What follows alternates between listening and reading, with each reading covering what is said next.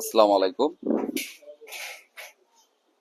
আমাদের যে বাইকটার ইঞ্জিনটা খোলা হয়েছে এটা হচ্ছে আপনার R15 ভার্সন 3 ইন্দোনেশিয়া।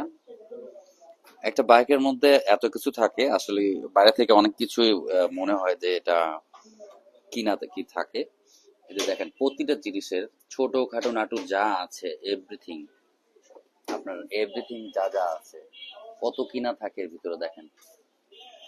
মানে একটা বাইকের ইঞ্জিনের ভিতরে আহ, বহুত কিছু আছে, এগুলো আবার নতুন করে এটা ধোয়া মোছা করা কমপ্লিট করা শেষ, এগুলো পুরোটাই আবার এই ইঞ্জিনের পার্টের ভিতরে সেটিং করা হবে। আর এই বাইকটার মধ্যে যেটা সমস্যা হয়েছিল, এটার হচ্ছে আপনার পিস্টন, এটার যেটা থাকে 58 mm, এখানে বড় পিস্টন একটা লাগানো ছিল, একটু বোর করছিল, এটা কাটিং করে এটা বড় একটা সাইজ পিস্টন লাগাইছিল। তো যার কারণে বাইকটার একটা সাউন্ড আসতেছিল, এই যে পিস্টন এটা